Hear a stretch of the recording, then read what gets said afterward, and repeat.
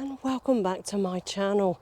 Now, we've been growing squashes here on our allotment since we took it over a few years ago, and we always grew squashes at home, and this year the squash challenge has been immense. Now, in the beginning of sowing, most of them germinated quite well, apart from our butternut squashes, which were really difficult to get to germinate this year. The slow start to any warm spring or summer really did have a dramatic effect as well. Never mind the immense amount of slugs and snails that we had this year. Now, normally we don't have that amount of slug damage, but this year really has been a challenge. Luckily though, we did manage to save enough of our squash plants, and we still have quite a few in the ground, so we're really grateful for that. But I've been away for a few days. I have been on holiday, but a lot of those squash plants now, since being away for a few days, have actually started to produce flowers. So I thought we'd take a look around at our squash plants today. And you can see here, this is our curry that is doing very, very well, and it has started to climb. Now, we did have to guide it a little bit, but these three plants here are all starting to work their way up. Now, this is our first year of growing vertically, and hopefully we get some good crops off this curry, because it's one of the squashes that I actually really do enjoy. Now you can see there's starting to get lots of flowers, and then we've even got flowers down below fully ripened through the actual chicken wire that we've used to support the actual plant. So far so good, even though it was a very slow start for all our squash plants because of the wet, cooler weather. They really have started to pick up, and I'm quite excited to see what happens with our squash plants. Now, as you can see, we have got three squashes here. Well, you probably can't see that we've got three, but there is three here. This one and the one second along is our buttercup variety. Now, I've not grown buttercup before, but I've heard it's quite tasty, so I thought I would give these couple a go. And I have got one or two plants elsewhere, but these ones are definitely doing better. And to be honest, it's because we've used the black plastic. Growing squashes through black plastic actually is beneficial for them. It gives their roots that extra little bit of heat that they need to grow really well.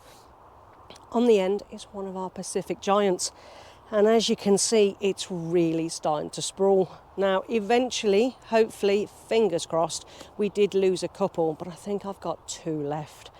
These will be growing all the way along the fence line up towards, well, basically wherever they want to go. We can guide it somewhat to which direction by just as it's growing, we can just put it into the position where we want it to go. So far, I'm quite happy with this, and as you can see, it is actually starting to flower. So I'll be really interested to see how well these squash plants do. And this is our other gigantic Pacific squash. Now, this one isn't, even though it's doing well, it's slightly smaller than the one underneath our black plastic, but it's doing okay. We did lose the other one that we had over there. Slugs just absolutely decimated it. We just couldn't save it. But this is starting to grow really well. And again, this will be another one that we're going to guide it around the edge of the other beds, just so it kind of gets out the way, because these can get exceptionally big. But I'll be interested to see what kind of size squashes we get off of this year. I'm not going to break any records. I think the weather this year just has definitely been against us, and it definitely slowed down a lot of the growth of these squashes. But you never know, we may get a later summer. And if that is the case, hopefully these will carry on growing, and I may get some giant Pacific squash. How cool would it be to be record breaking? But I don't think I'm going to get anywhere near the record.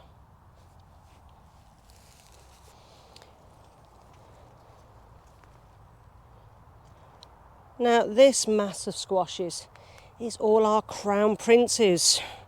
Now, there is, I think, 1, 2, 3, there is 4 here of our crown princes, and these are doing very well. And it's another squash I wanted to grow because it is actually really tasty. And I can see I have got a few fruit on each one. So I can also see I have actually got an awful lot of weeds as well. which is very, very annoying. But I think I do need a weed day, and I need to choose a day where it is cloudy, not too intense on the sun, and it makes it a little bit easier to keep up with these weeds. But on these, I've got the far one that will trail along that fence line.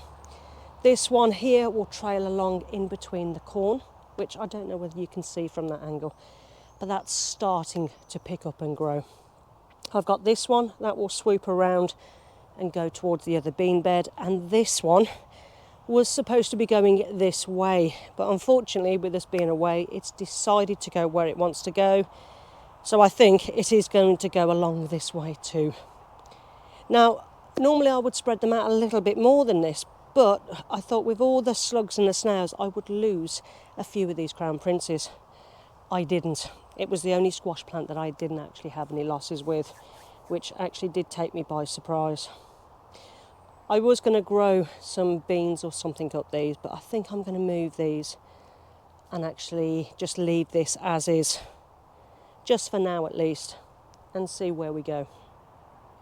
And the one thing I am a little bit concerned about with my squash plants, yes, they were slow to start compared to previous years, but we can't control the weather, is the serious lack of pollinators this year. Now we have added an awful lot more fauna here on our allotment this year. We planted a lot of sweet peas, which really did look absolutely stunning. We left certain things to go to seed, so we left our coriander, our parsley from last year to go to seed. Now the coriander and the parsley, I'll be using the seeds anyway, so it's no major loss. Everything that we planted coriander-wise this year bolted within a very, very short space of time. So we left it in there because we can get the coriander seeds to eat. And I've got gherkins that are ready to pick, and I like adding some fresh coriander seeds to the pickle mix. Gives it a really nice flavour. But the lack of bees this year, or flying insects, has been quite horrendous. Now I have got some of these that do look like they've been fertilised and they are starting to grow. But I have also lost some as well because the fruits have started to grow and it hasn't been pollinated. Now this happens anyway. A lot of times on your cucumbers and your squashes, the first few flowers and the first few fruits that you do get, a lot of the times they will drop off because of the lack of pollination. It's not unusual. But now these are starting to flower, I really do need to make sure that they are getting pollinated. Now today it's a calm day, it's not a wet day, it is quite warm, it is quite humid, it's about 18 to 20 degrees today. But I can hardly see any flying insects this year compared to last year at least. And each year just seems to be a drop off in our flying pollinators. Now, I think this year, I don't think it's anything massively untoward. I just think the weather has been too cool and too wet for too long for a lot of these insects. But the lack of these pollinators could have a direct effect on some of our squashes at least. Now, I think I will give it another week or two to see how many of these are actually going to pollinate naturally through any flying insects at all. If by then it doesn't look like anything's pollinated properly, I will have to go around with a paintbrush and use my paintbrush against those male flowers and then pop them onto any female flowers on anything that actually does need to be pollinated. But I have been growing a lot of other fruits and vegetables that are self-pollinating, so we don't have to worry as much with that. But unless these get pollinated, they're not going to grow into viable squashes.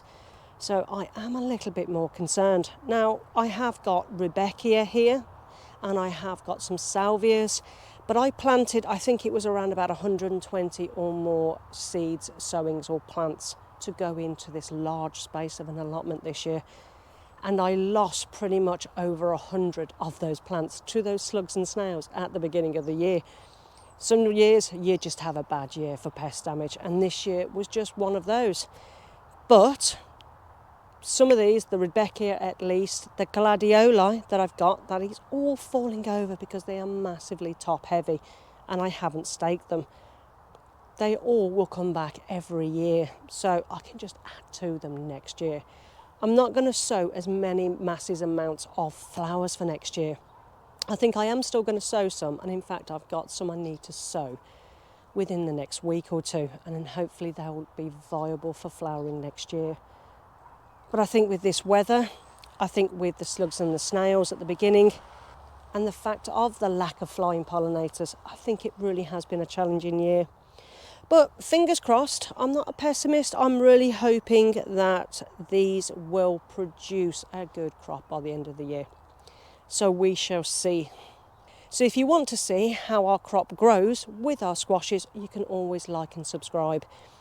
You can follow along our allotment journey and see how we're doing throughout the growing season. Now I'm hoping now to be able to post a few more videos because I've been a bit slow with my videos as of late. I have just been so busy with everything in my personal life. So that's it for today, guys. I just thought I'd show you the squashes and that finally they've actually started to grow. I actually didn't think they would do this year, but they really have started to grow. So fingers crossed, hopefully we'll get some squashes. But in the meantime, I've got 101 jobs I've got to catch up with. So I shall see you in the next video.